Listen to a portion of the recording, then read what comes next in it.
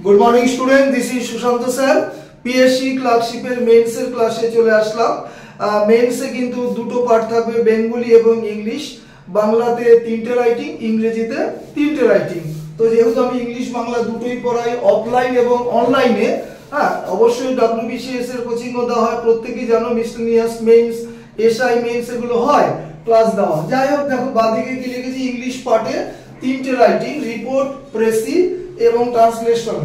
Last PSC মেইনসে যেভাবে নম্বর বিভাজন ছিল তার উপরই আমি লিখেছি। এবার দেখো মূল টপিকটা হচ্ছে রিপোর্ট ডিসকাশন। তো রিপোর্ট কিন্তু পিএসসি ক্লার্কশিপের লাস্ট এক্সামে দুটো রিপোর্ট দিয়েছিল, অর্থাৎ তোমার যে চুজ করার একটা ব্যাপার ছিল। একটা টপিক ছিল কারেন্ট অ্যাফেয়ার্স এর উপর, মানে কারেন্ট টপিকস এর উপর, আর এটা ছিল নর্মাল বা ট্র্যাডিশনাল রিপোর্ট, যেটা বিভিন্ন সময় বিভিন্ন ক্লাসে আমরা পড়ে এসেছি। তো যাই হোক, আজকে যেটা আমরা ডিসকাশন করব সেটা হচ্ছে ট্র্যাডিশনাল টপিকের উপর। আমি যাদেরকে পড়াই 10-12টার মতো আমি দিয়েছি। বিশেষত দেখো, যেহেতু এটা ভিডিও ক্লাস করছি অতগুলো সম্ভব নয় বলা, তবু বলি অ্যাওয়ারনেস ক্যাম্প, বিভিন্ন অ্যাওয়ারনেস ক্যাম্প হতে পারে, মানে যেটাকে তোমরা বলো সচেতনতা শিবির, ঠিক আছে। তারপরে তোমার হতে পারে তোমার যে রবারির উপর হতে পারে, যেটা ডাকাতি তোমরা বলো, কিডন্যাপের উপর হতে পারে এরকম, ঠিক আছে। বা কোনো ধরো কোনো যে ট্যাক্সি ড্রাইভারের সততার উপর হতে পারে এরকম। তো মূলত আমি ক্যাম্পের উপর, মানে অ্যাওয়ারনেস ক্যাম্প, ডেঙ্গু বলো, ম্যালেরিয়া বলো ইত্যাদি, প্রিভেনশন ক্যাম্প যেটা বলো, হেলথ অ্যাওয়ারনেস ক্যাম্প বা চেক আপ ক্যাম্প যেগুলো বলো, তার উপর যদি কোনো টপিক দেয়, কি করে আমি হলের মধ্যে সামলাবো। দেখো কি বলেছে ডান দিকে, প্রথমে কি লিখতে হবে, একটা হেডিং, সেটা কারেন্ট টপিক হোক বা ট্র্যাডিশনাল টপিক হোক, কোশ্চেনের মধ্যেই বলা থাকে, সেটাকে একটু ছোট করে লিখতে হয়। হেডিং, আলাদা মার্কস অবশ্যই থাকবে। ডান দিকে বলা আছে কি লিখতে হবে, বাই এ স্টাফ রিপোর্টার। আমি এখানে বুলেট চিহ্নটা বোঝাবার জন্য দিয়েছি, তোমরা কেউ চিহ্ন দেবে না। হেডিংটা ক্যাপিটালে লিখলে দেখতে আকর্ষণীয় হয়।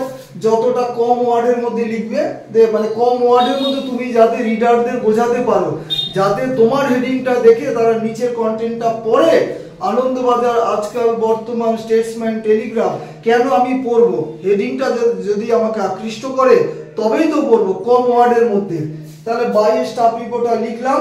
বা এবার তৃতীয় ধাপে দেখো প্লেস এবং ডেট। যদি প্লেস এবং ডেট না দেওয়া থাকে, তুমি তোমার মতো করে লিখতে পারো, টপিকের উপর নির্ভর করে, ঠিক আছে। সেটা পরবর্তী মডেল টপিকে নিশ্চয়ই বোঝাবো। আমি আজকে ভেতরের কন্টেন্টটা বোঝাবার জন্য ক্লাসটা দিচ্ছি। খুবই সহজ। ট্র্যাডিশনাল রিপোর্ট লেখো বা কারেন্ট টপিক লেখো, কারেন্ট টপিকে তোমাকে ইনফরমেশন গ্যাদার করতে হবে, কিছু করার নেই। কিন্তু ট্র্যাডিশনাল রিপোর্টের নিজের মতো করে তুমি সাজাতে পারো। খুব কম সংকেত কিন্তু ছিল, লাস্ট যে পিএসসি মেইনসে ছিল রিপোর্ট, খুব কম সংকেত ছিল। অতএব তুমি সংকেত ভুলে যাও, দেবে না এটাই ভুলে যাও। দেখো কন্টেন্ট, যার উপর তোমার রিপোর্টটা দাঁড়িয়ে থাকবে 20 নাম্বার, অত সহজ নয়। একটাই টেন্স, সেটা হচ্ছে simple past tense. Simple past টেন্সে অ্যাক্টিভ ভয়েস এবং প্যাসিভ ভয়েস, এই দুটো ঝেড়ে মুখস্থ করে নাও। মানে কোন সেন্টেন্সটা অ্যাক্টিভে হবে, কোনটা প্যাসিভে হবে, তাহলে দেখবে তোমার হয়ে যাবে। এবং আরেকটা যেটা পার্ট, সেটা হচ্ছে সাবজেক্ট প্লাস পাস্ট টেন্সের বিভাগ, এটা নিয়েও তুমি আগাতে পারো, ঠিক আছে। হি ওয়াজ অমুক, শি ওয়াজ অমুক।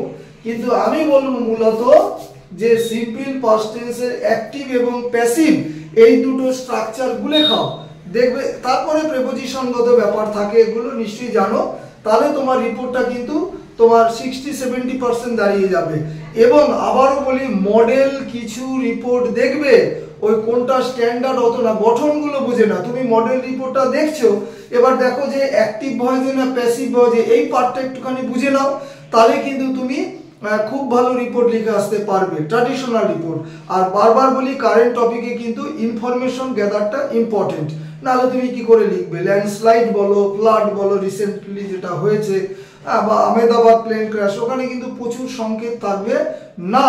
তাহলে এখানে মোটামুটি বোঝাতে পারলাম যে ট্র্যাডিশনাল রিপোর্টে কি করে আমি এগোবো।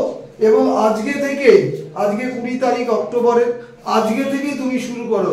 45-50 দিন হয়তো টাইম পাবে, সম্ভবত ডিসেম্বরে পরীক্ষা, কারণ জানো প্রত্যেকেই যে নভেম্বরে 30-এ কনস্টেবল আছে, যেখানে একটাই পরীক্ষা হবে।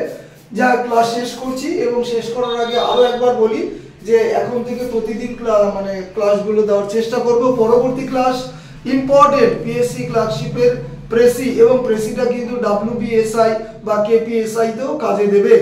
তার পরবর্তীতে আস্তে আস্তে আমি বাংলা ক্লাসে অবশ্যই আসবো। ক্লাস শেষ করলাম। Have a good day.